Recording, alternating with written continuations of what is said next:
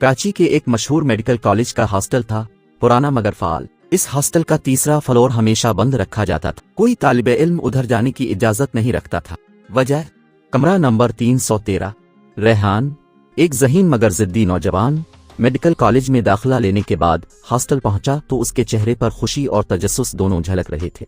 Hostel की इमारत पुरानी जरूर थी, मगर इसमें कुछ ऐसा था जो रेहान को कशिश दे रहा था, जैसे दीवारें इसे कुछ सुनाना चाहती हों। कमरा नंबर 112 इसका नया ठिकाना बना।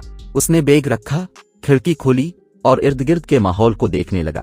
नीचे हॉस्टल का सहन, दाएं तरफ कैंटीन और बाएं जानिब वो तीसरी मंजिल जहां जाने पर सख्ती से पाबंदी थी। तीसरी मंजिल बंद क्यों है? रेहान ने रूममेट दानिश से पूछा। दानिश का रंग फक हो गया। इधर ना जाना भाई, वहां कमरा नंबर 313 है। लोग कहते हैं वहां कोई है। सुफियान? कौन सुफियान? दानिश ने खामोशी से मुंह मोड़ लिया। बस मत पूछ, कुछ सवालों के जवाब ना लेना बेहतर होता है। लेकिन रेहान ऐसा ना था जो खामोश बैठ जाए।